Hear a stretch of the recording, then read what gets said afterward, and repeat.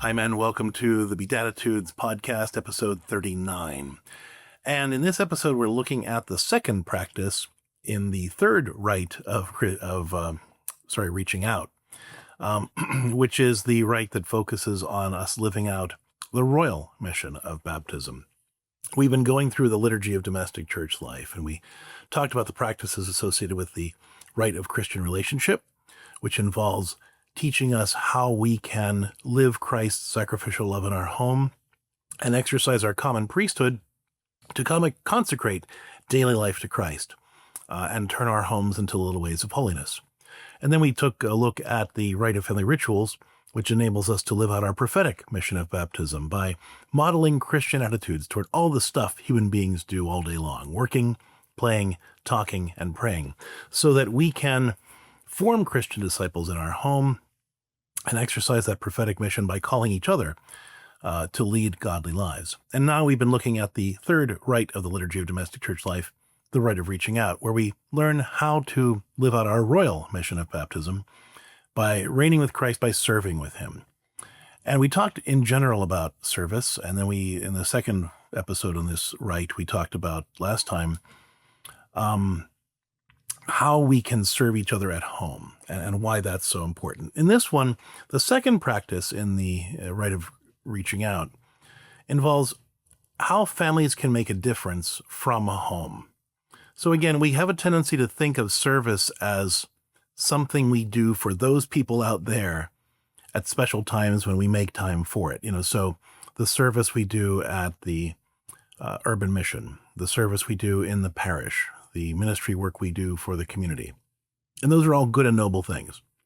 But that, is actually the least common expression of service. The reason I say that is because although those things are important, that's not what we spend most of our time doing, right? We spend most of our time working and living and with our families. And so how can we make a difference in the lives of others while still being a family at home? That's the second practice in the rite of reaching out, because it reminds us that as domestic churches, we have to be mindful of others even as we're going about our day. So, for example, common practices in this second practice, the idea that domestic churches can make a difference while still being a family at home. Stewardship is a good example of this. So, are we remembering to take good care of our things? So with the intention of passing them on to other brothers and sisters in the Lord when we're done enjoying them. So our clothing, our children's toys, the things that we have in the house, are we taking good care of those things and being mindful of the fact that at some point we should be thinking about donating them so that other brothers and sisters in the Lord can use them. This is rooted in a principle of Catholic social teaching called the universal destination of goods. Now, the universal destination of goods relies on the idea that God is the owner of everything, and he lends his things to us so that we can use them for a time. And they are ours. This is not like in socialism where it belongs to everybody. These things that God owns, he gives them to us, and we are the stewards of those things. So we're not the absolute owners of those things, the Catechism tells us, but stewards of those gifts. It's our job to take good care of them so that they can be used for the purpose that God intends them to be used for. And then when we're done enjoying them, passed on, if there's something to pass on, to others who can also benefit from God's goodness. And so when we take care of our furniture and our clothing and our toys and our, things, with that eye, we're remembering that we, even when we're at home, are called to live for others.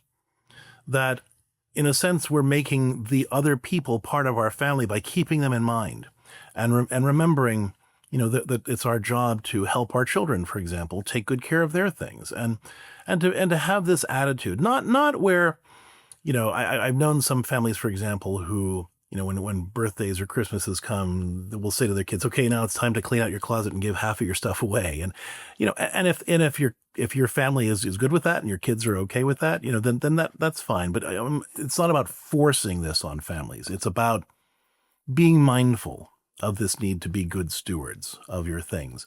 And having regular conversations where you're teaching and modeling your kids, not just lecturing them, but actually modeling how to take good care of things, where you're letting your kids come alongside of you as you take care of things. And you're showing them how to take care of their things so that they can pass them on. Are we teaching our kids how to do laundry? Are we teaching our kids how to clean up? And not just telling them to do it, but having them do it alongside of us so that they can learn that caretaking aspect of stewardship.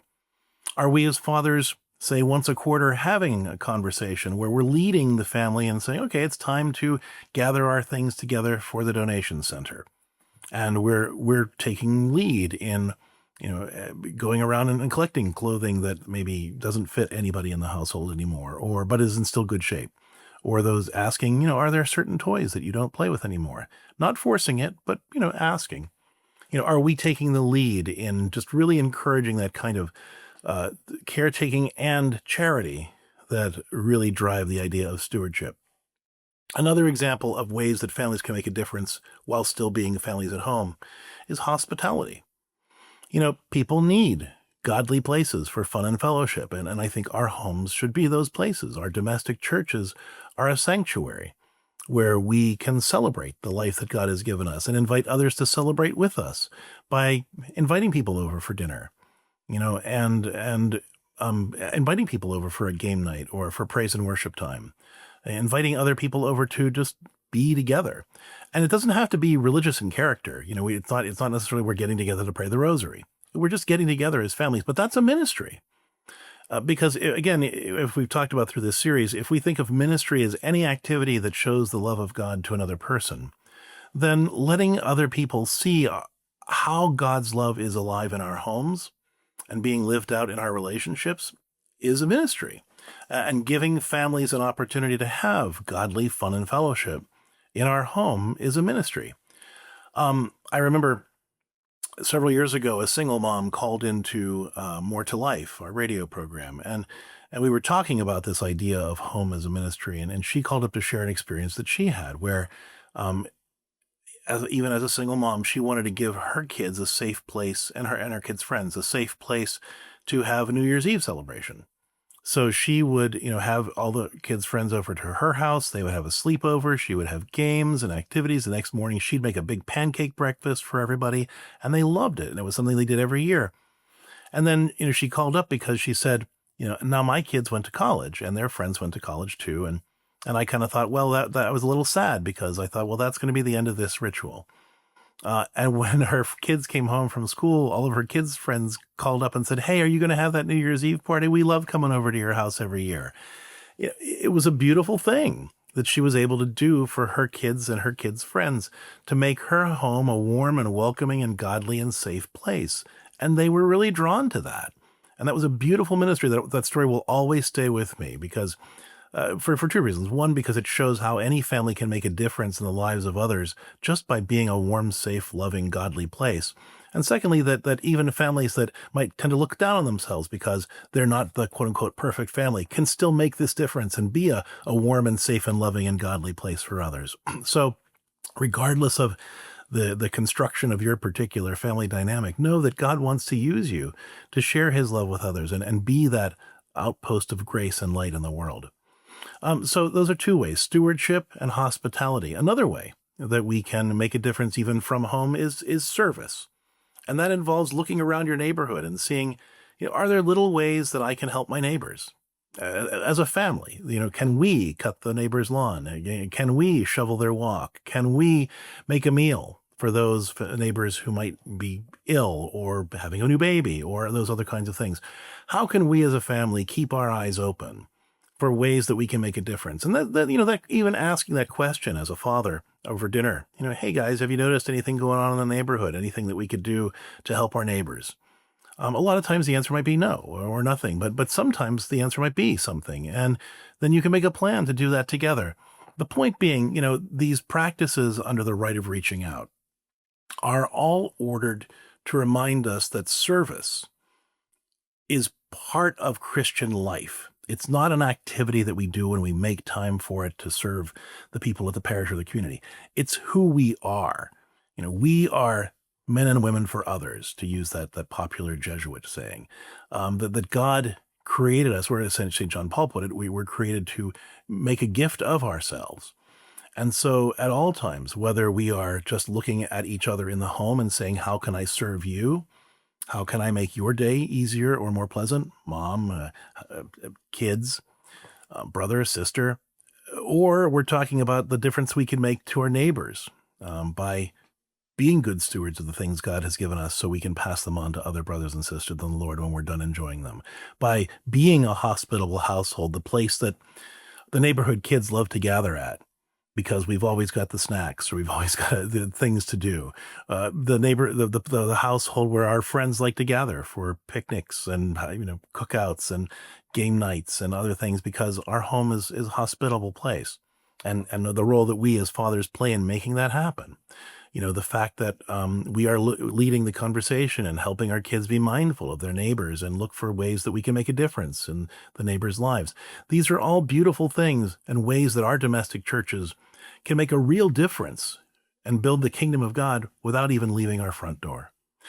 If you've got questions about living out any aspect of the liturgy of domestic church life, but especially this practice under the Rite of Reaching Out, I invite you to post those questions in the Questions and Coaching channel on the Catholic HOM app.